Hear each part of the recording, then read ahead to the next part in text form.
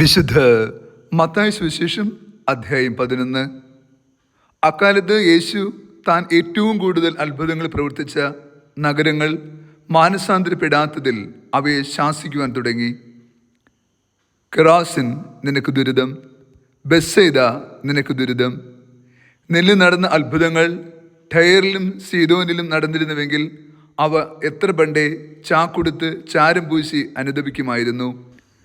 വിധി ദിനത്തിൽ ടയറിനും സീദോനും നിങ്ങളെക്കാൾ ആശ്വാസമുണ്ടാകുമെന്ന് ഞാൻ നിങ്ങളോട് പറയുന്നു.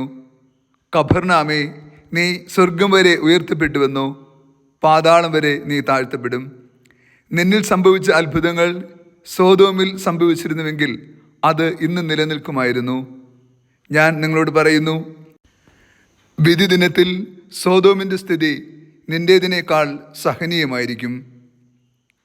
ഈശോയിൽ ഏറ്റവും സ്നേഹം നിറഞ്ഞ പ്രിയ ദൈവമക്കളെ, ഈ വിശുദ്ധ പ്രഭാതത്തിൽ നാം ദൈവതിരുസന്നിധിയിൽ പ്രാർത്ഥനാപൂർവമായിരിക്കുമ്പോൾ മാനസാന്തരത്തിൻ്റെ ആത്മീയത ധ്യാനിക്കാം. ദൈവത്തിൻ്റെ വത്സല മക്കളായ നമ്മളെല്ലാവരും മാനസാന്തരപ്പെടണമെന്ന് ദൈവം ആഗ്രഹിക്കുന്നു. ക്രിസ്തു ഭൂമിയോട് സംസാരിച്ചത് അനുതാപത്തിൻ്റെയും വീണ്ടെടുക്കലിൻ്റെയും നിത്യതയുടെയും സ്വർഗീയ അനുഭവത്തെക്കുറിച്ചാണ്. ക്രിസ്തുവിൻ്റെ സുവിശേഷം മുഴുവനും രക്ഷ നൽകുന്നതായിരുന്നു. എല്ലാ മനുഷ്യരും രക്ഷ പ്രാപിക്കണമെന്നും എല്ലാവരും വീണ്ടെടുക്കപ്പെടണമെന്നും സത്യമാർഗം സ്വീകരിക്കണമെന്നും നിത്യത സ്വന്തമാക്കണമെന്നും ദൈവം ആഗ്രഹിക്കുന്നു. അതിനാൽ തന്നെ ദൈവം നമ്മുടെ ഇടയിലേക്ക് ഇറങ്ങി വന്ന് മനുഷ്യരൂപം സ്വീകരിച്ച് അവൻ നമ്മുടെ പാപങ്ങളും അപരാധങ്ങളും ഏറ്റെടുത്തു, നമ്മെ സൗഖ്യപ്പെടുത്തി നിത്യജീവന് അർഹരാക്കി തീർത്തു. എന്നാൽ ക്രിസ്തുവിൻ്റെ നൊമ്പരം എന്തെന്നോ, ഏറ്റവും കൂടുതൽ അത്ഭുതങ്ങൾ പ്രവർത്തിച്ച നഗരങ്ങളിൽ മാനസാന്തരമുണ്ടാകാതെ അവർ വീണ്ടും തിന്മയിൽ പാപത്തിൽ തുടരുമ്പോൾ ഉണ്ടാകുന്ന സങ്കടമാണ്. നാം വചനം കേൾക്കുന്നവർ മാത്രമാകരുത്, അത് ജീവിക്കുന്നവരാകണം. ക്രിസ്തു നൽകിയ അത്ഭുതങ്ങളും അടയാളങ്ങളും ജീവിതത്തിൽ പരിവർത്തനത്തിലേക്ക് നയിക്കണം. നാം പുതിയ സൃഷ്ടിയായി തീരുവാൻ വേണ്ടിയാണ് ക്രിസ്തു നമ്മോട് സ്വർഗീയ സുവിശേഷം പകർന്നു നൽകിയത്. ആ സുവിശേഷത്തിൻ്റെ ആഴവും അർത്ഥവും ഉൾക്കൊണ്ടുകൊണ്ട് നമ്മളിൽ മാറ്റങ്ങൾ ഉണ്ടാകണമെന്ന് ദൈവം ആഗ്രഹിക്കുന്നു. നാം വിതയ്ക്കുന്ന ഓരോ വിത്തുകളും ഫലസമൃദ്ധമാകണമെന്ന് ദൈവം ആഗ്രഹിക്കുന്നു. സത്യത്തിൽ സ്വർഗം ഭൂമിയെ വീണ്ടെടുക്കുവാൻ വേണ്ടി വളരെ വലിയ അധ്വാനം നൽകി. ആ അധ്വാനത്തിന് ഫലമുണ്ടാകാതെ വരുമ്പോൾ തീർച്ചയായും സങ്കടമുണ്ടാകും. ക്രിസ്തു ഇന്നത്തെ സുവിശേഷത്തിൽ ആ നൊമ്പരമാണ്, വേദനയാണ് പ്രകടമാക്കുക. നാം അനുദപിക്കുന്നില്ല എങ്കിൽ നമ്മുടെ അവസ്ഥ ഏറ്റവും ദയനീയമായി പോകും. ക്രിസ്തു സുവിശേഷത്തിലൂടെ നമുക്ക് നൽകുന്ന രക്ഷ സ്വന്തമാക്കണമെങ്കിൽ നാം അനുതാപത്തിൻ്റെ മാർഗത്തിലൂടെ ക്രിസ്തുവിൻ്റെ തിരുഹിതത്തിലേക്ക് തിരികെ വരണം. നാം വീണ്ടെടുക്കപ്പെട്ട സ്വന്തം ജനമായി തീരാൻ ക്രിസ്തുവിൻ്റെ കൃപയുടെ പാത സ്വന്തമാക്കുക തന്നെ വേണം. സ്വർഗം വീണ്ടെടുക്കുക അത്ര എളുപ്പമല്ല, ആ വഴി സുഗമവുമല്ല.